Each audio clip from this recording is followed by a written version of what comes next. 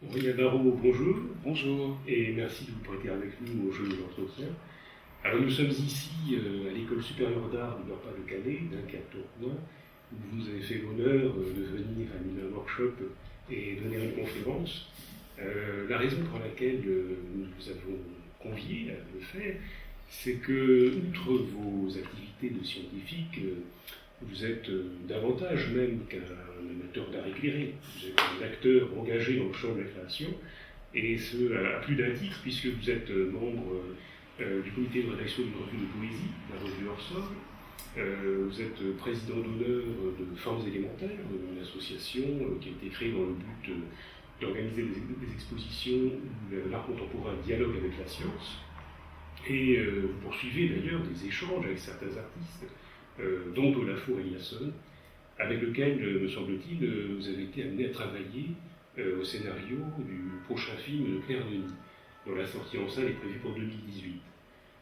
Alors les connexions avec la science ont été largement repérées comme l'un des enjeux majeurs de la création actuelle, y compris du point de vue des institutions du monde de l'art. Nombre d'expositions leur sont dédiées, et il n'est pas rare que les écoles d'art comme les universités les mettent au programme de la recherche.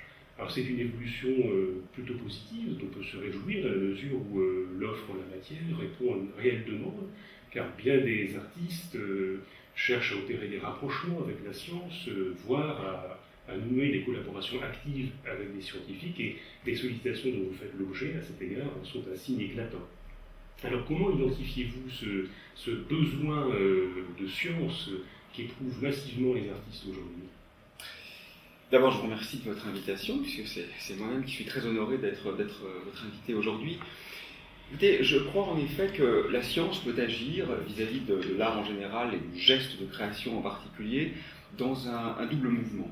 Je crois que d'une part, l'art peut se nourrir de la science, c'est-à-dire que la proposition scientifique, tant du point de vue de son contenu que de sa méthode, peut constituer l'un des très nombreux matériaux que la science peut à la fois affronter et utiliser dans ses propres chaînes créatives. Donc je dirais qu'elle a un rôle évident d'ouverture des possibles, parce qu'après tout, la science fait partie du monde, et il serait bien étonnant que l'art, qui est un enchevêtrement complexe de systèmes symboliques, échappe à cette velléité d'utilisation de ce matériau qui est quand même particulièrement riche, diapré et protéiforme.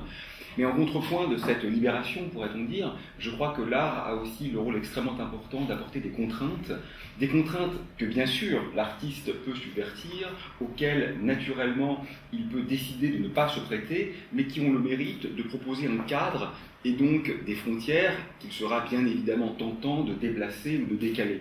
Je crois que dans l'histoire de l'esthétique, on a vu apparaître un débat intéressant entre Batteux et Lessing au moment où le premier écrivait pour la première fois art au singulier, en essayant en quelque sorte de subjumer tous les arts et donc de les contraindre, et où Lessing, en identifiant au contraire la diversité des pratiques artistiques, allait insuffler comme ça une sorte de liberté presque diffractive.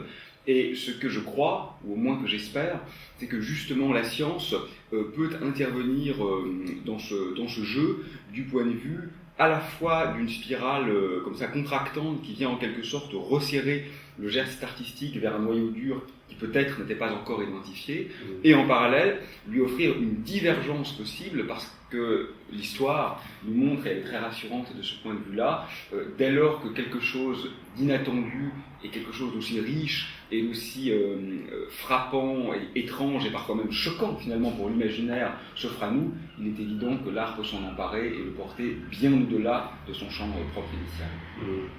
Mais vous-même, comment appréhendez-vous les attentes dont vous faites l'objet quand un artiste fait appel à vous? Alors moi-même, oui, j'ai beaucoup de plaisir à travailler avec Olafur. Avec Olafur Eliasson, on a peu travaillé sur le scénario du film, on a surtout réfléchi un peu sur ce que c'était qu'une sorte de danse incorporelle. Avec Pistoletto aussi, on avait travaillé un petit peu sur le concept d'utopie, dystopie, avec Sophie Pouille, donc sur les formes élémentaires, on a des interactions très intéressantes autour de l'instable. Et Claire Denis, la réalisatrice, c'est pas simplement une rencontre finalement, c'est une amitié, et au-delà, moi je pense que c'est quelqu'un avec qui s'est créé une connivence absolument extraordinaire. C'est vrai que mon rôle initial était celui de consultant scientifique, et entre nous, je suis très content de n'en être pas resté là parce que ça m'aurait pas beaucoup intéressé finalement d'être le monsieur trou noir qui venait lui dire dans son film ce que sont les effets gravitationnels autour des astres occlus. Mais Claire est magnifique et elle a eu l'extraordinaire bonté de me faire confiance et donc on a interagi en réalité à tous les niveaux du film. Et pour moi, les meilleurs souvenirs, ce ne sont pas les moments où je lui expliquais la structure du champ gravitationnel, ce sont les moments où nous avions un rendez-vous très serré de 4 heures pour parler du film. Nous avons intégralement parlé, à évoquer Van Gogh et le livre d'Artaud, et à la fin, tout le monde était reparti très heureux parce que nous avions contribué à quelque chose qui était fondamentalement inattendu. Donc, moi, dans cette expérience, j'ai été un infime comme ça, un petit courant d'air dans un ouragan. Nous verrons à la fin s'il a été utile ou non. Mais je crois que tout le monde s'est mis en situation de danger. Claire Denis n'a jamais fait de film de science-fiction jusqu'à maintenant. Elle avait peur. Elle a toujours peur, Claire, parce que c'est une penseuse de l'instable. Elle est géniale, mais précisément, sa beauté tient à cet équilibre de l'éphémère qui perdure, mais il sait qu'il pourrait ne pas perdurer. Et moi, j'ai peur aussi, parce qu'après tout, je n'avais aucune légitimité pour m'intégrer dans cette aventure, qui est très au-delà de mon champ de compétences. Et en sortant de nos zones de confort, comme ça, de nos périphéries de savoir-faire, il y a une tentative. Et le résultat sera exécrable ou magnifique, ou vraisemblablement entre les deux, nous verrons bien. Mais si ces artistes ont pu témoigner cette confiance, c'est parce que vous avez une compréhension intime de l'art, et que de ce fait, vous gardez bien justement de rabattre la relation qu'il entend nouer avec la science sur une simple transposition au champ de l'art d'une théorie scientifique brandie comme modèle d'explication des phénomènes. Oui, absolument. Je pense que rien ne serait pire qu'une vision hégémonique dans laquelle la science aurait le rôle de la vérité, finalement, l'aletheia avec un A majuscule, et l'art n'interviendrait que comme illustration. Ça, je crois que c'est ce contre quoi il faut s'inscrire drastiquement en faux, et précisément aujourd'hui. Ce qui me paraît finalement être une insulte aux deux champs disciplinaires. C'est évidemment une insulte à l'art que de le rabattre sur une simple illustration, ça va sans dire, mais c'est aussi une insulte à la science que de croire qu'elle serait seule à s'emparer de la totalité du réel signifiant. Je suis le premier convaincu que la science, qui d'ailleurs n'est pas un monolithe, mais plutôt une constellation diffuse et parfois même difforme de pratiques différentes, exprime quelque chose de fondamental, que ce qu'elle dit est vrai, que ce qu'elle dit est nécessaire, et on le voit bien sûr avec les dérives américaines en particulier, où tout peut être dit, y compris le plus abject, que la vérité scientifique vienne nous rappeler à l'œuvre, c'est tout à fait nécessaire, et vienne nous rappeler à l'ordre plus exactement, mais en contrepoint de cela, la science ce n'est qu'un mode de dévoilement, et ce mode de dévoilement lui-même est extrêmement diffracté. Et donc, le rôle de l'art dans cette affaire, ce n'est pas de rendre intelligibles les propositions scientifiques, ce n'est pas de les illustrer, ce n'est pas de faire le rôle de la vulgarisation, qui est très noble d'ailleurs, que je ne méprise absolument pas, mais qui est autre chose. Je pense que l'art, c'est une activité sérieuse. Rien, enfin, en tout cas dans ce champ-là, rien ne m'agace plus, vous savez que ces gens qui ne connaissent rien d'un artiste, qui voient une œuvre au détour d'une affiche dans le métro, et disent « Oh, c'est nul !» Mais personne ne regarderait les équations d'Einstein en disant « Oh, c'est nul !» Parce qu'on sait bien que comprendre la relativité générale demande un travail. C'est un système symbolique très complexe, on peut ne pas l'aimer et on peut même le pourfendre. Certains physiciens tentent de travailler au-delà ou contre la relativité générale, et c'est louable. Mais c'est louable en connaissance de cause. Et aujourd'hui, se positionner, bien sûr pas dans une école d'art, mais je vois des étudiants par ailleurs fort sympathiques, en physique ou en mathématiques, dire « Oh, mais Duchamp, c'est un imposteur, la l'urinoir, ça ne veut rien dire, ça c'est une simple provocation. » Déjà, imposteur, vous savez, c'est le mot à la mode pour désigner ses adversaires. Imposteur, c'est un mot qui me terrifie parce que généralement, il ne signifie qu'une chose, c'est « je ne comprends pas et ne veux pas comprendre la démarche de l'autre ». Bien sûr, on peut ne pas aimer Duchamp, c'est tout à fait louable, mais il faut comprendre la démarche. Je crois que l'art fonctionne de manière référentielle et que par conséquent, évaluer pour le meilleur ou pour le pire un geste artistique, c'est d'abord le cerner de l'intérieur. Et l'articulation art-science est vraiment une articulation, je dirais, déhiérarchisée. C'est-à-dire que l'un et l'autre peuvent se nourrir mutuellement, peuvent éventuellement permettre à infléchir l'ensemble des possibles intellectifs. C'est-à-dire que des gestes qui semblaient interdits peuvent être envisagés à titre expérimental en se fondant sur la démarche de l'autre, mais oui, dans un respect mutuel qui n'est pas celui d'une simple mise en exergue ou au contraire mise en abîme de l'autre. Oui. À cet égard, vous avez coutume de référer les arts et les sciences à des manières de faire des mondes, au sens où l'entendait le philosophe américain Nelson Goodman. Oui. Ce qui est une manière de leur reconnaître une égalité théorique, justement.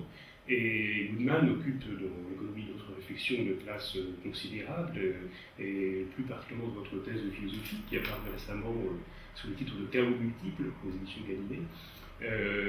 Goodman s'y trouve en très bonne compagnie, puisqu'il y côtoie Jacques Derrida, et vous y proposez une articulation de fait originale du constructivisme goodmanien et de la déconstruction derridienne. Est-ce que vous pourriez nous expliquer ce que nous avons à gagner, à supplémenter l'un par l'autre? Ou à perdre, peut-être, oui. Ne préjugeons pas. Oui, alors d'abord peut-être, juste pour conclure sur ce que vous disiez en introduction et qui fait écho à notre précédente intervention, je m'inscris vraiment dans un désir de désacralisation de la science. Mais il est contextuel. Dans une ère obscurantiste où la science serait extrêmement malmenée, je n'aurais pas le même point de vue. Ce n'est pas une sorte de geste ontologique, c'est un geste de réaction. Il y a une vingtaine d'années, Alan Sokal a ouvert ce qu'on appelle les Science Wars, là encore en qualifiant d'imposture un certain nombre de philosophies continentales, contemporaines, qu'à mon sens il ne comprenait pas. Et c'est toujours ce même mot qui signe finalement l'incapacité à reconnaître la dynamique de l'autre en tant que l'autre. Et les conséquences de ces dites Science Wars est qu'aujourd'hui, je trouve, le matériau scientifique fait peur, aussi bien aux philosophes qu'à un certain nombre d'artistes, qu'à un certain nombre d'historiens, et on n'ose plus y toucher. Parce que, précisément, l'erreur a consisté à sacraliser, au nom précisément d'une pensée scientifique, et donc non sacrée. La pensée scientifique est une pensée du doute. Mais en mécomprenant cette dimension d'incertitude, sacraliser la science, l'a enfermée dans une bulle qui ne lui rend ni honneur à elle, ni à ceux qui souhaiteraient s'en inspirer. Et aujourd'hui, ce que j'entends par désacraliser, ce n'est évidemment pas faire offense à la science, ce n'est évidemment pas dire n'importe quoi, l'utiliser à tout bout de champ pour métaphoriser de façon inopportune. Personne n'est favorable à l'erreur et au charlatanisme, on peut le rappeler, ça va de soi. Mais ce que j'entends par désacraliser, c'est oser déporter hors champ, parce que c'est toujours en déportant hors de la zone, me semble-t-il, initiale, la zone de naissance du lieu de l'incoatif d'une pensée, que celle-ci peut éventuellement s'enraciner dans un champ social qui la dépasse et dans une dimension culturelle qui, in fine, pourra faire du sens. Donc c'est vraiment ça, je trouve, l'idée aujourd'hui de l'interaction art-science, mais finalement également de l'interaction philosophie-science, peut-être histoire-science. Alors c'est vrai que Goodman, le philosophe analytique américain, nous est d'un grand secours. Il disait lui-même qu'il voulait, par cette idée de monde créé à partir de rien par l'usage de symboles, c'est d'ailleurs un point de vue qu'il emprunte au philosophe néo-kantien Ernst Cassirer, hisser les beaux-arts au niveau des légitimités des sciences dures. Et c'est tout à son honneur. Mais j'aimerais retourner sa proposition en disant que par là même, je crois qu'il hisse les sciences dures au niveau de créativité des beaux-arts. Et certains de mes collègues sont très choqués de Goodman et se disent mais comment peux-tu continuer à être chercheur en physique si tu crois en effet que la physique n'est qu'une manière de faire un monde? Mais ça ne me semble pas du tout être une offense à la physique. Grâce à Goodman, je me sens être artiste. Et je suis extrêmement fier de ça. C'est l'inverse d'une offense. Ce que Goodman veut dire, c'est que nous vivons dans des mondes où il y a des quarks, où il y a des protons, mais où il y a aussi des symphonies de Beethoven, où il y a aussi des vols de mouches, où il y a aussi des quarks, où il y a aussi des fées, quand nous racontons des histoires à nos enfants. Et le fait est que les gnomes des mythologies nordiques, les elfes, les trolls, les licornes, les quarts de ton, les quarks, les équations différentielles et les touches d'un piano Steinway ne vivent pas dans le même monde. Ils obéissent à des systèmes symboliques qui sont tellement différents que leurs critères d'évaluation, pour reprendre ce mot qui est un peu désuet et presque un peu gênant, mais qui existe, parce que le relativisme goodmanien est un relativisme sous contrainte de rigueur. Il est très exigeant, dépasse finalement l'idée d'une vérité unique ou d'un monde unique dans lequel il serait impossible de rendre compte de la diversité de ces chaînes qui sont finalement des mondes presque autonomes, quoi qu'en interaction. Et c'est pour ça que nous sommes aujourd'hui en train de discuter des porosités qu'il y a à créer entre ces mondes.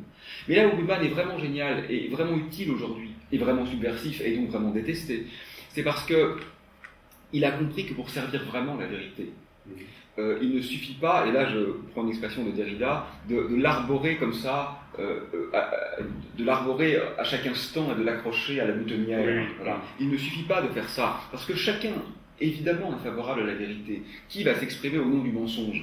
Nous sommes tous pour la vérité, sauf quelques véritables imposteurs, mais qui ne font pas partie du débat public. Donc nous sommes pour la vérité, soit, mais la vérité c'est une chose subtile. Elle a évolué temporellement, et même à un instant donné, elle varie d'une culture à l'autre, et même dans une culture, elle varie d'un champ à l'autre. Le nier, finalement, ce serait mentir au nom de la vérité. Est-ce que c'est ce que l'on veut? Ça n'a aucun sens. Goodman montre que la correction, par exemple, est un critère plus profond que la vérité. Il ne s'agit pas de dire tout se vaut, tout est vrai, tout est bon. Personne ne dit ça. Et tout le monde récuse ce relativisme nihiliste. Le relativisme de Goodman, c'est un niveau d'exigence supplémentaire. Mais curieusement, cette exigence fait peur. Et c'est pourquoi, dans le niveau face à la crispation radicale de ce temps, où en effet l'adversaire devient un ennemi, je trouve que la pensée subtile de Goodman est particulièrement bienvenue parce qu'elle désabsolutise nos hiérarchies naïves.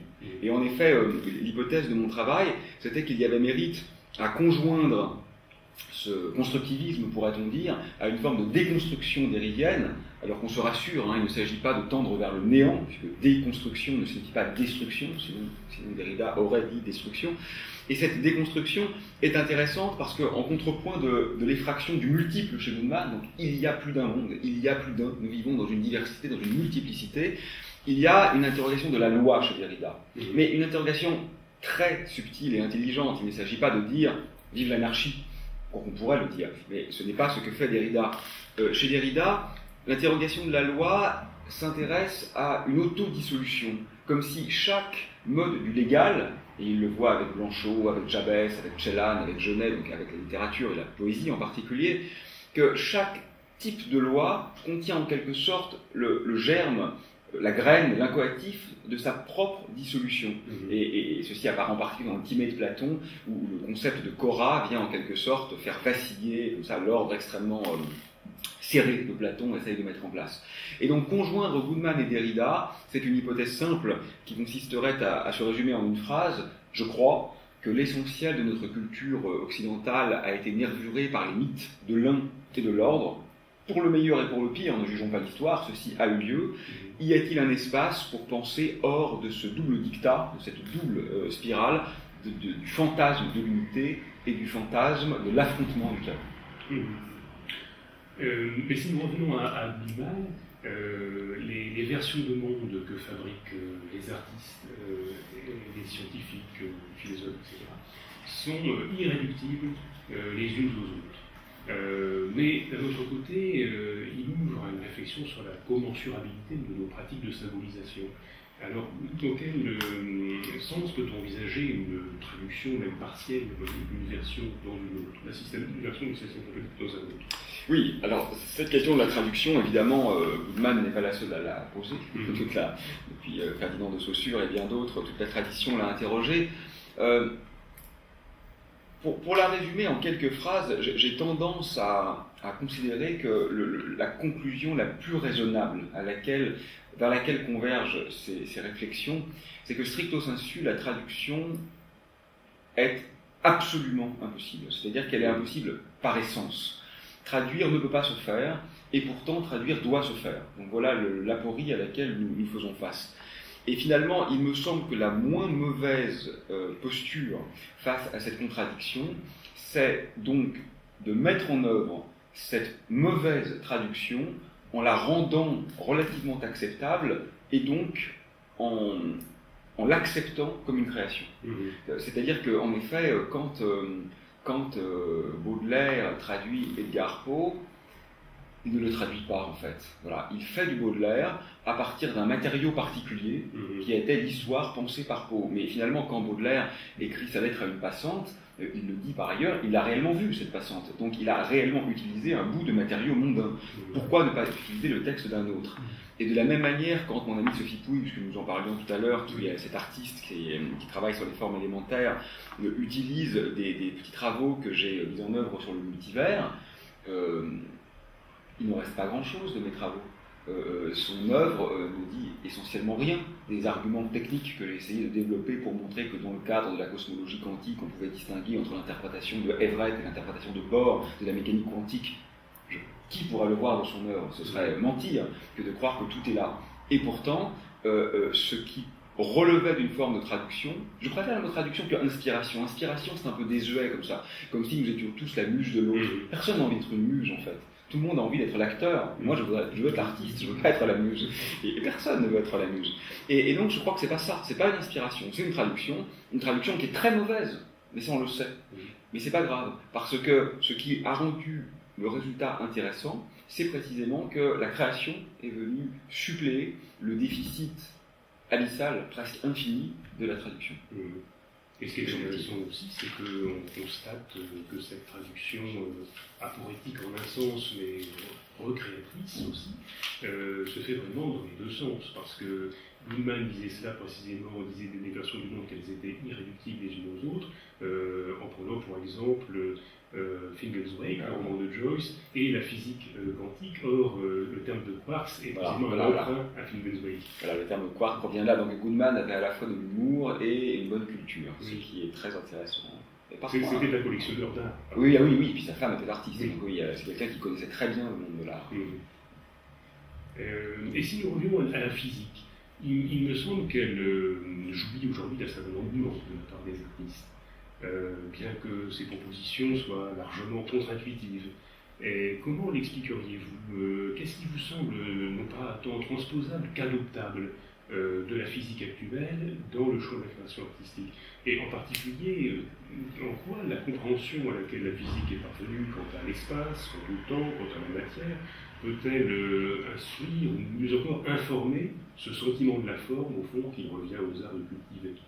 Oui, peut-être, là en effet, il se passe quelque chose d'intéressant, parce que j'ai tendance à croire que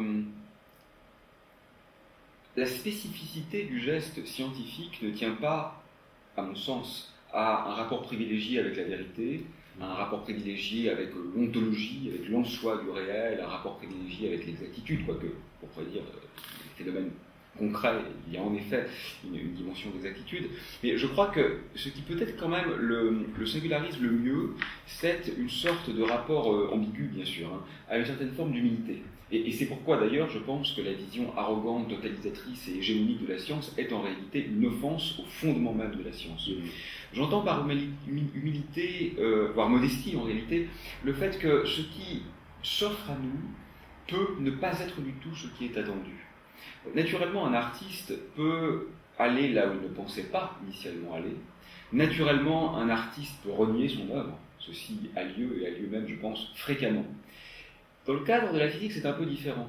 Parce qu'il peut arriver qu'une théorie qui soit absolument enthousiasmante pour la communauté, pour les pairs, qui jouit d'une très grande reconnaissance institutionnelle, d'une très grande cohérence mathématique et d'une très grande appétence esthétique, soit invalidée du jour au lendemain par une expérience. Ça, c'est le moment où la nature nous dit « Vous avez bien travaillé, vos théories sont belles, mais elles sont fausses. » Et là, une sorte d'altérité radicale s'impose à nous, c'est-à-dire qu'il y a une forme de factualité, non pas une factualité à un niveau transcendant qui va nous dire le réel en tant que tel se découvre. Non, c'est pas le réel en tant que tel, c'est le réel en tant qu'il est appréhendé par la science. Donc nous sommes toujours dans un seul des mondes de Goodman. Mais dans ce monde-là, il y a une forme d'extériorité radicale qui peut venir déconstruire, et voire même détruire cette fois la déconstruction, c'est-à-dire la reconstruction inhérente viendra plus tard, mais le réel peut venir s'inscrire en faux. On le voit au CERN en ce moment à Genève, le grand accélérateur nous dit cette théorie, la supersymétrie, sur laquelle vous travaillez tous, vous autres physiciens des particules depuis 30 ans, semble être inexacte. Et il faut presque tout recommencer à zéro. Et ça, c'est quelque chose qui est un peu terrifiant, qui est un peu angoissant, mais qui est très beau aussi, parce que de l'intérieur, il peut y avoir une sorte d'autodissolution absolue du geste. Donc ça, je crois que du point de vue de l'art, ça peut avoir un double sens. D'abord, ça peut avoir une valeur d'exemple en termes méthodologiques, parce que, et là je fais une confidence que je m'autorise à vous faire à vous, parce que vous savez que je suis un amoureux d'art, que donc ce n'est pas une critique, mais c'est quand même la seule chose qui me met un peu mal à l'aise dans le monde de l'art, bien que je pense en faire un peu partie, donc c'est avec amour que je le dis, c'est dans un musée par exemple, j'ai toujours parfois une sensation un peu narcissique. Je me dis, mais finalement, ne faudrait-il pas mieux être dehors, quoi? Ne faudrait-il pas mieux regarder les étoiles, regarder les montagnes, regarder les fleurs, regarder les insectes? Parce que finalement, là, je suis moi, un homme, m'extasiant, m'émouvant devant moi-même. Bien sûr, Michel-Ange, c'est une version bien améliorée de moi-même. C'est la version géniale. Ce n'est pas mon alter ego, c'est mon alter inégal et très supérieur. Mais quand même, ça reste un homme qui est fondamentalement très proche de vous et de moi. Et donc, ça, parfois, ça me fait un peu peur. Je n'en ai pas moins là, que ce soit clair. Et donc, je ne crois pas qu'il faille brûler les musées, bien au contraire, mais je pense que là, justement, la science peut suppléer ça, pas remplacer ça, mais suppléer ça par une forme d'altérité où ce qui se donne n'est pas ce que nous attendions. C'est-à-dire qu'il y a une sorte de manière de contrecarrer le fantasme. Bien sûr, le geste scientifique est aussi associé au fantasme, parce qu'on cherche ce qu'on aime, et nous sommes innervés de nos savoirs, de notre environnement culturel. Mais ce qui se révèle peut dépasser cet ajointement comme ça d'espoir et de désir. Et donc disais-je, je crois qu'il peut y avoir une forme d'exemple méthodologique pour tenter d'aller au-delà des velléités initiales, et puis bien sûr, il peut y avoir une matière à travailler, parce qu'en effet, ce que la physique contemporaine nous apprend, cet espace-temps qui se délite, la relativité qui nous montre que les voyages dans le futur sont possibles, qui nous montre qu'on peut transformer du mouvement en existence, qui nous montre que l'espace se courbe eu égard à la puissance de la matière, que nous vivons dans un monde dynamique, que finalement les galaxies s'éloignent sans bouger. Enfin, tout cela est très contre-intuitif, comme vous le disiez, mais finalement je trouve que ce contre-intuitif revêt une dimension presque magique. Alors bien sûr, pour la science, c'est pas magique. Je peux écrire les équations d'où proviennent ces assertions, donc ce n'est pas arbitraire, mais il ne me semble nullement gênant qu'elles soient déportées, utilisées, décontextualisées. Vous savez, les scientistes ont une horreur de la métaphore. Voilà, le mot métaphore pour eux ou postmoderne, voilà, ce sont les deux insultes suprêmes.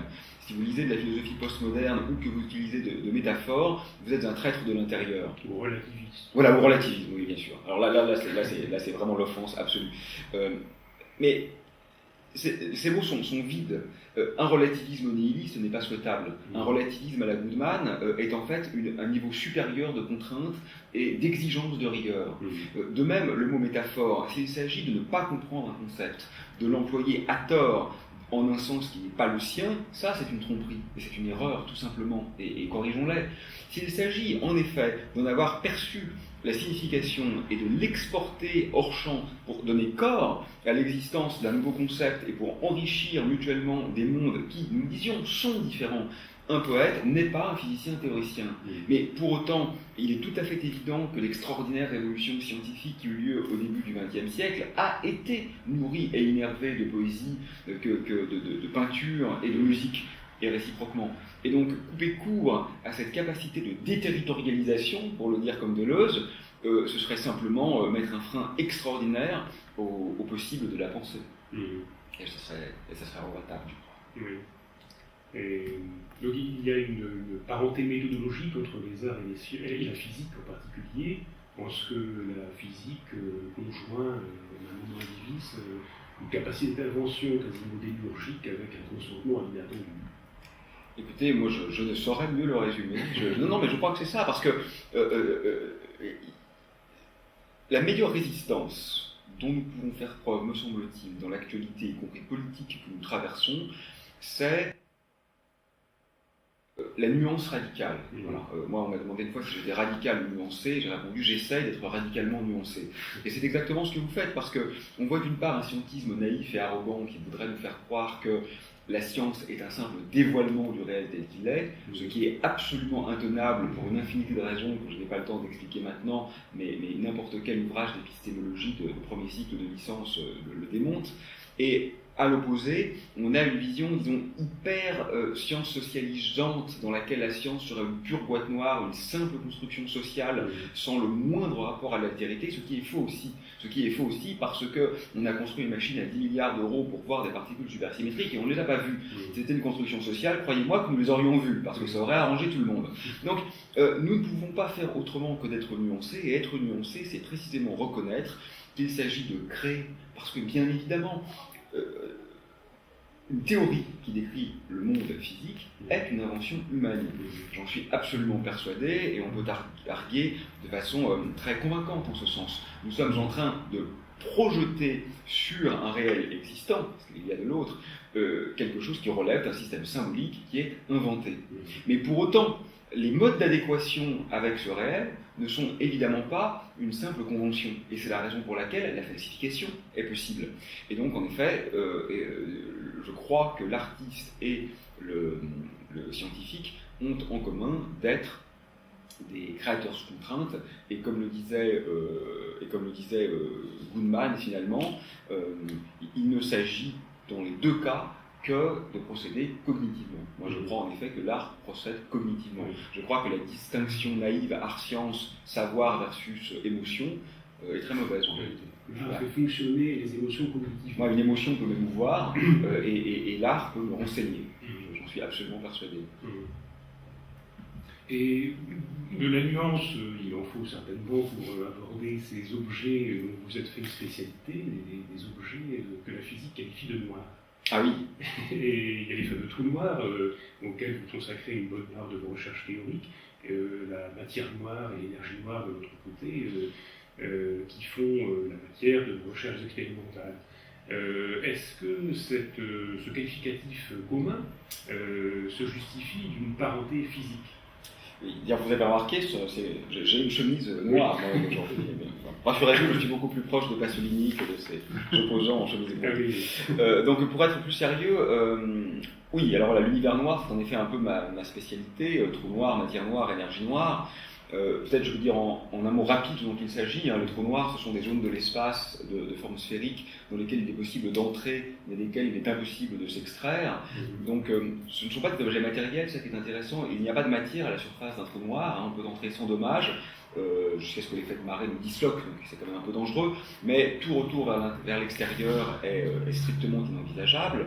Ce sont des objets étranges, on les comprend bien, on sait qu'ils existent, mais pour autant ils semblent détruire l'information. Et ça c'est très bizarre parce que la physique nous apprend que l'information est quelque chose qui perdure. Donc là il y a une forme de contradiction, et donc il y a matière à étude et à élaboration de théories novatrices. Ensuite, ce que nous appelions la matière noire. Alors, la matière noire, c'est proprement incroyable. Moi, je vous dirais que c'est l'énigme la plus fondamentale et finalement lancinante de la science contemporaine, parce qu'elle a émergé il y a près d'un siècle. Donc c'est quelque chose qu'on sait depuis longtemps, mais vis-à-vis de laquelle la réponse demeure absolument obscure, c'est le cas de le dire. D'ailleurs, obscurus en latin, c'est l'ombre. Voilà. Moi, je suis un homme de l'ombre. Je trouve ça... Le soleil, la lumière aveuglante du soleil a tendance à toujours amoindrir le contraste. Moi, je crois que les peintres flamands, n'est-ce pas, puisque nous sommes dans le Nord, ils sont quand même pas mal tirés avec l'ombre, moi je trouve. Bon, on pourrait trouver beaucoup de contre-exemples aussi. Donc, plus sérieusement, encore que la peinture flamande soit très sérieuse, la matière noire, c'est finalement la compréhension de ce que l'essentiel de la masse de l'univers est de nature inconnue.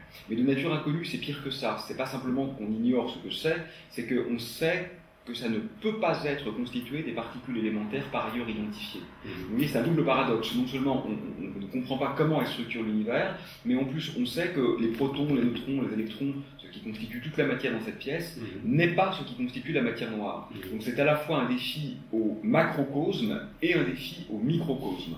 Et enfin, donc, ce que nous appelions l'énergie noire, et l'énergie noire, c'est le terme pudique par lequel nous désignons le fait que l'univers est actuellement en expansion accélérée. Donc que l'univers soit en train de grandir n'est pas un paradoxe, c'est ce que nous apprend la théorie d'Einstein, et puisque celle-ci nous montre que l'espace est dynamique, mais ce qui est paradoxal, c'est que l'univers grandisse de plus en plus vite. En quelque sorte, la gravitation freine, et pourtant l'univers accélère. Et nous n'avons aucune explication satisfaisante pour cette accélération de l'expansion cosmologique. Alors en effet, le terme noir que vous évoquiez doit être ici entendu en des sens différents.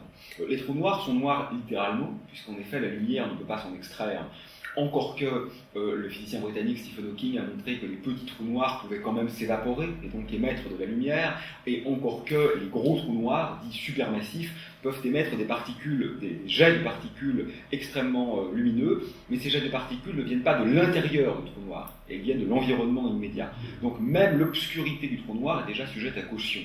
Quant à la matière noire et l'énergie noire, finalement, c'est en un sens davantage métaphorique ou métonymique, parce que ce qui se joue ici, c'est le fait disons que l'obscurité est une manière de signifier notre inconnaissance. Voilà. Le noir joue davantage sur le mode de l'incompris que sur le mode de l'invisible. Parce que l'invisible, au sens strict du terme, ce que nos yeux d'humains, éventuellement suppléés par un télescope, ne voient pas, ça c'est un lieu commun. La quasi-totalité de l'univers est invisible. Ça c'est la grande leçon d'humilité de la physique. Même au sein de la lumière, presque toutes les lumières nous sont inaccessibles, et la lumière n'est qu'un des très nombreux médiateurs du cosmos. Donc le fait que l'essentiel de ce qui existe dans l'univers ne nous soit pas visible du point de vue de la lumière optique, c'est vrai, mais c'est un lieu commun, on le sait depuis longtemps, la lumière est insuffisante, elle est extrêmement insuffisante, et comprendre le cosmos, c'est d'abord essayer de s'inventer des nouveaux sens, c'est-à-dire de voir les ondes radio, de voir les rayons gamma, de voir les neutrinos, de voir les rayons cosmiques, et depuis peu, de voir les ondes gravitationnelles, ces petits comme ça, tressaillements de l'espace-temps. Néanmoins, et là je vais être un tout petit peu provocateur, ça ne me ressemble pas, moi je n'ai pas d'inquiétude particulière avec la métaphore, c'est-à-dire que, en effet, quand je parle d'énergie noire, je sais très bien en tant que physicien que je ne veux pas dire que cette énergie a la couleur de ma chemise, ça n'a pas de sens, l'énergie n'a pas de couleur. Mais tous les mots du vocabulaire, y compris courant, charrient un passé, une dimension symbolique, vont de pair avec une charge sémiotique qui les dépasse. Pourquoi faudrait-il absolument que la science échappe à cette caractéristique du langage véhiculaire, et même parfois vernaculaire d'ailleurs, qui est essentielle, et qui fait que le langage est beau, et qui fait que le langage peut mener ailleurs, et qui fait que quelque chose peut être construit à partir de.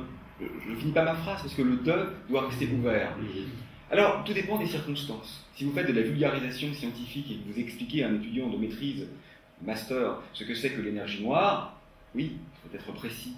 Et le mot noir est impropre, et je vais lui expliquer ce que ça signifie. Et je vais lui montrer que c'est plutôt un terme constant dans le lagrangien des équations d'Einstein. Si vous décontextualisez et que finalement, ce qui compte, c'est moins le détail de ce qu'on ne connaît pas que l'immensité de l'abîme qui s'ouvre peut-être d'ailleurs, moi je ne suis pas particulièrement choqué de l'emploi de ces mots et de leurs éventuelles conséquences, par exemple les quarks. Donc, comme vous citiez tout à l'heure, que les physiciens ont emprunté au Finnegan's Web de Joyce. Les quarks en physique, on dit qu'ils ont des couleurs. Et on leur attribue des couleurs. Moi, dans mes conférences de vulgarisation, il m'arrive d'employer ce mot. Et un jour, un physicien m'a disputé. En me disant, mais tu te rends compte, tu ne peux pas faire ça, les gens vont croire qu'ils ont vraiment des couleurs. Et c'est vrai, les gens vont croire qu'ils ont vraiment des couleurs. Et c'est vrai que c'est faux.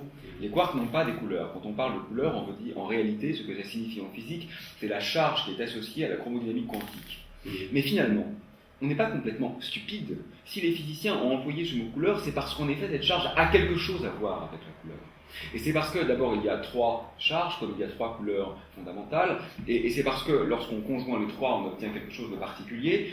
Et donc, je pense que ce mot n'a pas fait effraction dans le vocabulaire physique sans raison, et que par conséquent, lui offrir une certaine latitude n'est pas une offense à la théorie. Les images, au fond, ne tressent pas toutes des obstacles épistémologiques aux scientifiques. Au fond, certaines peuvent avoir une valeur heuristique. On ne peut pas ne pas raisonner par image. Enfin, peut-être certains le peuvent, moi je ne le peux pas. Récemment, j'ai publié dans Physical Review Letters un petit travail sur l'évaporation des trous noirs, où j'ai proposé une hypothèse novatrice quant à la structure de l'horizon, c'est-à-dire de la surface des trous noirs du point de vue de la gravité quantique. J'ai eu cette idée, bonne ou mauvaise, vraisemblablement mauvaise, parce que la plupart des idées originales sont mauvaises, mais qui a le mérite d'exister, à partir de... Oui, je regardais une géode, en fait, qui avait comme ça une surface à facettes. Je me disais, mais finalement, les facettes sont très loin les unes des autres. Quand le trou noir s'évapore, il n'y a aucune raison que causalement les facettes soient liées. Et donc, j'ai pensé à partir de cette image que peut-être il fallait prendre un point de vue local en fait, sur l'évaporation des trous noirs. Si c'était vrai, ça serait formidable parce que ça change complètement la structure du spectre de Hawking et ça ouvrirait des voies à la détection expérimentale des effets de gravité quantique. Puis après, je me suis dit, mais En fait, il ne faut pas faire ça, c'est complètement faux, parce que, bien sûr, quand on parle de réseau de spin, ce n'est pas du tout des sphères physiques, parce qu'en fait, ce sont des superpositions d'états qui coexistent simultanément. Mais, in fine, je me suis quand même rendu compte que l'image à partir de laquelle j'avais posé cette hypothèse était transposable dans le cadre rigoureux de la description des trous noirs en termes de bouches de spin, réseaux de spin, qui sont des objets extrêmement complexes, bien définis mathématiquement à partir de représentations de groupes de symétrie. Donc, et je ne crois pas être un physicien exceptionnel, je crois que ma façon de fonctionner est très standard en réalité. Et donc, le fait que les images sont un de nos ancrages dans le réel, et que par conséquent, changer l'image peut conduire à une réécriture du réel, même si celle-ci n'est pas fondamentalement de nature picturale, ça me semble indéniable en réalité. Et vous soulignez la question du visible. La physique actuelle est en mesure de préciser la limite qui sépare le visible de l'invisible. Est-ce que vous pouvez expliquer de quelle manière elle procède pour ce faire? Oui, alors je crois que ça fait un peu écho à ce que nous disions tout à l'heure. Là encore, je pense que les artistes ont toujours eu à cœur de donner à voir l'invisible, mais finalement, et les musiciens ont toujours eu à cœur de donner à entendre l'inaudible, c'est-à-dire que le geste créatif me semble généralement signifiant quand il constitue aussi un pas de côté. J'ai toujours une certaine défiance par rapport à la surenchère affirmatrice. Nous évoquions tout à l'heure Jacques Derrida, pardonnez-moi la parenthèse, ses détracteurs lui ont reproché de ne dire que des choses étranges. Bon, c'est un peu vrai, finalement, qu'il ne disait que des choses étranges. Et en même temps, à quoi bon écrire ce que chacun sait déjà? Et je trouve que c'est un des grands défauts de notre temps. On voit de grands intellectuels, qui sont des gens par ailleurs sans doute respectables, écrire tribune sur tribune dans des journaux pour nous expliquer avec quoi finalement nous sommes tous d'accord. Et quand quelqu'un ose penser hors de l'ordre, on lui instruit bien sûr le fameux procès en imposture. Bien sûr, celui qui pense hors de l'ordre peut se tromper, et même se trompe souvent, mais il a au moins le mérite de tenter de déporter le réel et donc de nous inviter autre part. Et je crois que l'art est absolument indispensable dans cette dimension. Et finalement, moi j'ai un ami physicien qui me disait qui travaille sur des nanostructures pour piéger la lumière, et il m'a dit: je n'ai compris ce que je fais finalement qu'après avoir vu Soulages, parce que le noir, pour moi, était un signifiant sans signifier, quoi. Et voilà. Et après il a même connu et travaillé avec Soulages, après, il disait: voilà, là, maintenant je sais ce que c'est vraiment que le noir. Donc, bien sûr que ceci a un rôle absolument fondamental. Alors, le visible, en physique, c'est quelque chose d'un peu plurivoque ou polysémique, parce que si on entend visible par nos yeux, c'est évidemment infiniment désuet, puisqu'on sait déjà que l'essentiel est invisible du point de vue optique, mais ce qui est important pour nous, c'est pas tellement l'invisible, c'est finalement l'inaccessible, quel que soit le moyen d'action. Par exemple, ce qui résiste à tout mode d'investigation, quand bien même nous dépasserions celui de la lumière, puisque la lumière n'est qu'un médiateur parmi beaucoup d'autres. Et il me semble que ce qui se joue ici, c'est le désir d'altérité dans un certain respect, disons, à la fois historique et méthodologique. C'est-à-dire que comment toucher l'autre radical, qui est toujours ce qui est peut-être l'horizon, la visée, sans pour autant procéder par révolution incessante, parce que la révolution incessante, c'est-à-dire l'idée novatrice qui reconstruit radicalement le réel, ne peut pas être le matériau scientifique ou artistique à partir duquel travailler.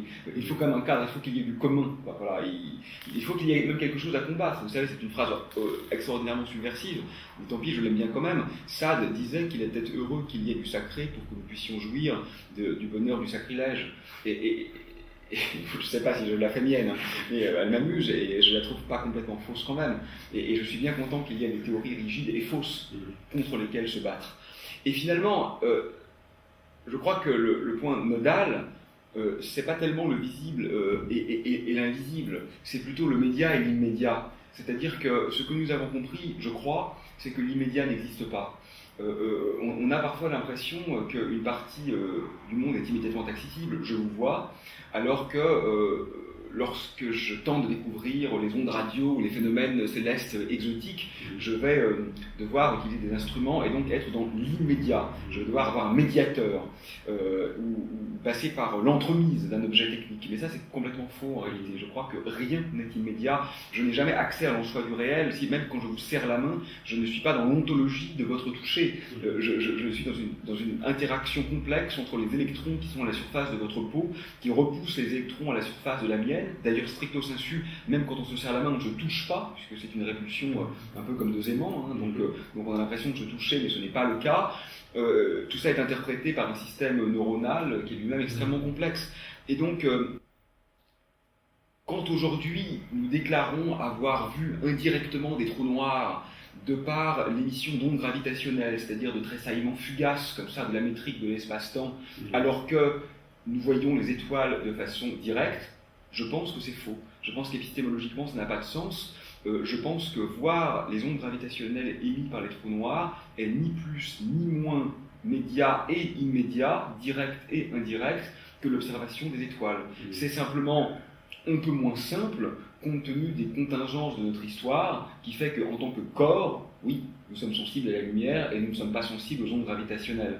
Mais moi, vous savez à combien je tiens aussi à cette désanthropocentrisation du réel, c'est-à-dire non seulement voir avec les yeux des télescopes, voir avec les touches de peinture des artistes, et aussi voir ces mondes animaux qui nous entourent et que nous avons à ce point réifiés.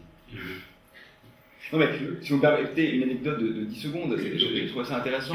Il y a quelques jours, j'ai donné une conférence et une dame m'a demandé à la fin l'homme est-il seul dans l'univers? Et j'ai répondu avec beaucoup d'appoint mais bien sûr que non, madame. Et elle m'a regardé avec un air désappointé en disant quoi? Nous avons découvert de la vie extraterrestre et je ne suis pas au courant. Et je lui ai répondu, mais non, nous partageons cette planète avec 9 millions d'espèces vivantes. Et elle avait simplement oublié que nous ne sommes pas seuls dans l'univers, déjà sur la Terre. Et ça, je pense que il y a tant à découvrir ici, et dans l'altérité radicale, là nous avons encore beaucoup à apprendre, à ce détail près que nous aurons peut-être détruit toutes ces espèces quand nous aurons pris conscience de leur valeur. Tous ces mondes animaux à explorer, voilà. Que nous éviter, il y a comme une exclusion. Exactement. Mais en plus, l'exclu, c'est pas seulement l'œil du biologiste qui montre que le monde de l'actique est magnifique, c'est aussi un projet politique en fait. C'est de dire que, parce que c'est pas simplement la diversité des mondes, c'est aussi l'incommensurabilité hiérarchique des mondes. Et ça, je pense que c'est très intéressant. Parce que ce qu'il dit, c'est que finalement, le monde de l'actique est absolument parfait, diapré et riche et signifiant du point de vue de l'actique. Et aujourd'hui, on est en train de découvrir toutes ces choses-là qui apparaissent finalement comme des évidences, mais ces évidences auront été un peu longues à se faire entendre. Il ne donne pas de définition privative de l'animalité, comme celles autour de lesquelles les philosophes se sont accordés, peut-être jusqu'à Elisabeth de Foucault. Oui, bien sûr. Oui, je trouve que la philosophie est très fautive, en fait, finalement, de ce point de vue, parce que quand même, la philosophie est précisément le champ du savoir où il aurait dû être possible d'interroger. Et ce propre de l'homme a été une sorte de sacré de la philosophie. Bon, il y a quelques exceptions. Pythagore, par exemple, c'est un scandale faux par rapport à ses idées. Mais il est vrai que dans l'immense champ disciplinaire de la philosophie occidentale, et en particulier, bien sûr, depuis la violence cartésienne de ce point de vue, la singularité absolue de l'homme a été quelque chose qui ne pouvait pas même être interrogé. Ça, c'est ce que j'appellerais la dimension mythique, finalement. Le mythe, c'est ce sur quoi on ne peut pas même encore poser la question. C'est vrai qu'Elisabeth de Fontenay, avec son magnifique Silence des bêtes, et j'aime beaucoup le titre de ce livre, d'ailleurs, qu'elle a choisi d'illustrer par une peinture de Chagall. Chagall, ça va très bien, ça aussi, le Silence des bêtes. A ouvert un champ, voilà, prolongé par Florence Burga aujourd'hui, par Corinne Péluchon, mais ceci est encore très marginal, et très difficile très difficilement audible. Mais j'aimerais que l'art s'empare, l'art l'a fait déjà depuis beaucoup plus longtemps, mais continue de s'emparer de cette question. Et pour revenir à ce que vous disiez tout à l'heure, vous pointiez le fait que les phénomènes qu'étudient les physiciens sont certes placés sous la dépendance d'une médiation technique, comme des Bachelard Ah oui. en introduisant le néologisme de phénoménotechnique, mais qu'au fond, tout phénomène est d'ores et déjà placé sous la dépendance d'une médiation. Donc à cet égard, il faudrait s'accorder sur une conception interactionnelle, transactionnelle de la perception, au fond. Oui, permettez-moi de répondre de façon très technique. Il y a donc 2 ans, je crois, les ondes gravitationnelles, je fais exprès de revenir sur cet exemple, pour ne pas avoir à le réexpliquer, nous ont été présentées comme étant une détection directe. Parce que nous avons construit un instrument qui se trouve actuellement aux États-Unis et l'autre en Italie, qui permettent de voir ces petites vibrations de l'espace-temps. Mais en réalité, nous avions découvert les ondes gravitationnelles il y a 40 ans et le prix Nobel a été donné il y a 25 ans pour ça. Mais les physiciens disaient, oui, mais la détection préalable était indirecte, parce que nous avions observé la différence de fréquence orbitale sur un système binaire de pulsars. Donc le système binaire de pulsars aurait mis en évidence les ondes gravitationnelles de façon indirecte, et l'instrument construit en Italie et aux États-Unis aurait permis de les voir de façon directe. Je pense sincèrement que cette distinction n'a absolument aucun sens.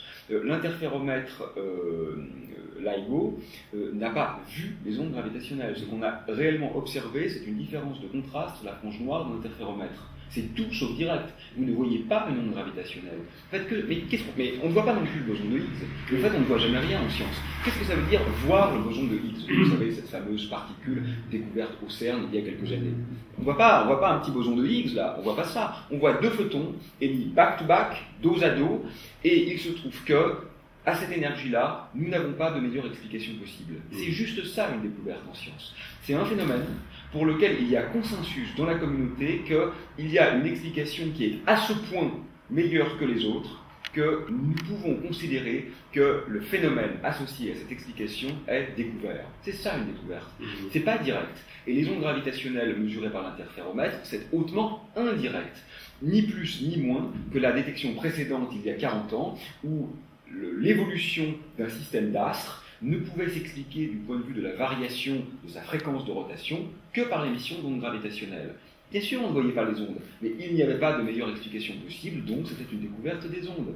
Et ça, je pense que Bachelard a raison de nous conduire à cette mise au point épistémologique, mais je pense qu'il a tort de surdéterminer cette distinction qui me semble être finalement très artificielle. Mais d'ailleurs, ça c'est constant chez Bachelard. Moi j'ai une affection pour Bachelard parce que je trouve que c'était un homme modeste et savant, humble et bienveillant. Ça fait tellement défaut dans le débat intellectuel contemporain. Donc j'ai une grande tendresse pour la personne de Bachelard, et puis pour le fait qu'il ait assumé d'être un scientifique qui aimait la littérature, qui aimait la poésie, et ça c'est dur. Donc de tout ça, j'en fais un de mes amis de cœur, mais sur le fond de son épistémologie, je crois quand même qu'il avait souvent tort. Même ce projet de métapoétique, ça supposait encore une sorte d'œil de Dieu finalement, donc il y avait quand même encore, et puis cette distinction qu'il opérait un peu naïvement parfois, je trouve, entre le mythe et la science qui regarde vers le passé, vers le futur.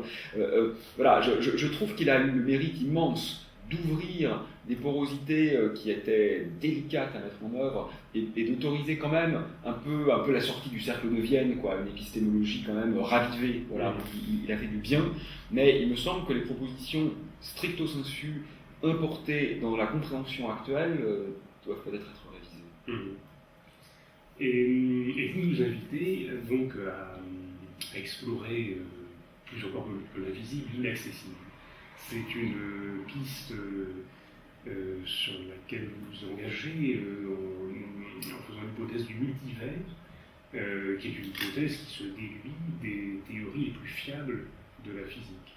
Et vous le faites notamment dans un ouvrage intitulé Des univers multiples, et vous pointez à plusieurs reprises les enjeux esthétiques que recouvre cette hypothèse. Est-ce que vous pourriez les mettre au jour Oui, alors le multivers, dont je ne suis absolument pas persuadé de l'existence, m'intéresse parce qu'il oblige les scientifiques, y compris ceux qui pensent pouvoir en faire l'économie, à se situer quand même d'un point de vue philosophique et également, comme vous le dites, esthétique. Pourquoi ? Parce qu'il y a des débats assez vifs dans la communauté scientifique autour de cette question de l'univers multiple, avec là encore le mépris habituel entre ceux qui considèrent que l'affaire est entendue, nous vivons dans un multivers et ce n'est même plus la peine d'en parler, et ceux qui considèrent, je cite, que c'est not even wrong. Not even wrong, c'est le même pas faux. Sous-entendu, c'est tellement idiot que ce n'est même pas faux, c'est moins que faux. C'est stupide de façon quasiment essentielle. Bon, donc évidemment, comme vous l'avez compris, ce que j'espère, c'est que nous allons sortir de ce jeu d'invective mutuelle et réfléchir sereinement. Et réfléchir sereinement, en effet, c'est un peu subtil, parce que ça convoque beaucoup de questions. La première question, c'est l'idée d'univers multiple est-elle, disons, scientifique au sens canonique du terme? Est-elle falsifiable au sens de Popper? Mais Popper considérait qu'une théorie est scientifique si on peut en prouver la fausseté. Alors, j'ai deux réponses à ça. La première, c'est que je pense que ça l'est en effet, parce que, comme vous l'avez souligné, les multivers ne sont pas réellement une hypothèse, mais sont plutôt une conséquence d'hypothèse. Alors, loin de moi l'idée de dire qu'ils sont inévitables dans toutes les théories physiques, ce n'est pas le cas, mais certaines théories physiques fiables conduisent à cette existence possible d'univers multiples, et donc la falsification de Popper s'opère non pas sur les multivers, mais s'opère sur les théories. Donc du point de vue épistémologique, je ne crois pas qu'il constitue en réalité une mutation radicale. Mais quand même, soyons un peu subversifs une dernière fois, quand bien même il y aurait une mutation, faut-il nécessairement s'en émouvoir? Toutes les révolutions scientifiques ont procédé non seulement d'une déconstruction de ce qui a été dit, mais aussi de la manière de dire. On le voit bien, la rupture copernicienne a également été de pair avec un changement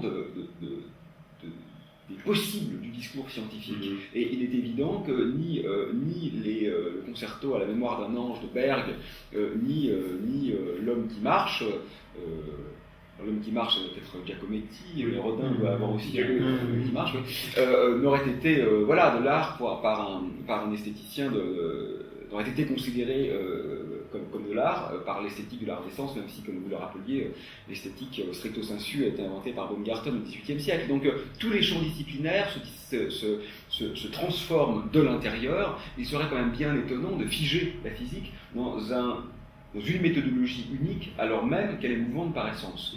Donc, je trouve que le multivers est vraiment intéressant en cela qu'il oblige à se positionner et qu'il oblige finalement à comprendre que nos critères d'évaluation sont toujours des critères qui, à un certain niveau, vont avoir quelque chose à faire avec une dimension esthétique. Donc, il ne s'agit pas de dire que le beau doit supplanter le vrai.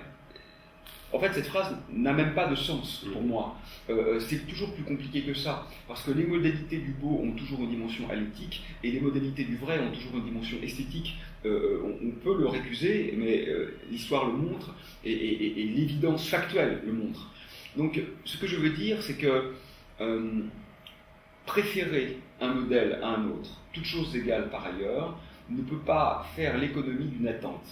Et cette attente est toujours liée à des critères qui sont en partie heuristiques, c'est-à-dire trouvons la théorie la plus efficace, et en partie esthétiques, c'est-à-dire trouvons la théorie la plus belle. Alors certains physiciens ont peur de ça et veulent se cramponner à ce qu'on appelle le rasoir d'Occam, c'est-à-dire le critère de simplicité. Mais en fait, le rasoir d'Occam est très mal défini. Il n'est pas simple de savoir ce qui est simple. Et le multivers est un exemple frappant de ça. Si vous parlez en termes de matériaux mondains, le multivers ne satisfait pas au critère de simplicité, puisqu'il vous dit qu'il y a plein d'univers. Plein d'univers, c'est moins simple qu'un seul univers. Mais si vous regardez du point de vue théorétique, c'est-à-dire quant à la structure des théories, en fait, généralement, ce sont les théories les plus simples qui prédisent le multivers. Et vous devez complexifier les théories pour qu'elles ne prédisent pas le multivers. Et donc, la question est, où applique-t-on le critère de simplicité? Sur la théorie ou sur ce qu'elle prédit? Donc vous voyez que tout ça est mal défini en réalité. Et à un moment, je crois qu'inévitablement, en effet, il y a un critère esthétique qui s'invite dans la partie. Moi, je ne vois qu'un risque éthique avec cette idée de multivers. Ça serait de considérer que parce qu'il existe peut-être d'autres univers, que parce que peut-être nous avons des alter-ego qui ont la même discussion en ce moment même dans un univers parallèle ou très loin dans l'espace, alors ce monde-ci n'a plus vraiment de valeur. En effet, cette conclusion-là m'inquiéterait. Moi, je suis très inquiet de l'évolution écologique, politique, etc. de notre temps, et je détesterais que l'idée de multivers conduise à une forme de laxisme, et à se dire, finalement, c'est pas grave. Voilà. détruisons la Terre autre part où notre Terre existe. Mais je crois que ce n'est absolument pas le cas. Ce n'est rigoureusement pas le cas. On le sait bien, hein, en amour, vous pouvez penser qu'il y a 6 milliards d'autres hommes ou femmes, la perte de l'être aimé ne sera pas consolée pour autant. Voilà. Et je crois que c'est exactement la même chose. Quand bien même il y aurait d'autres univers, ce que je ne sais pas, ce qui est possible, la singularité absolue, radicale, et donc la valeur strictement irremplaçable de celui-ci ne fait pas question. Je vous remercie beaucoup, Aurélien Barraud, pour avoir généreusement répondu à ces questions. Là, le plaisir et l'honneur étaient pour moi.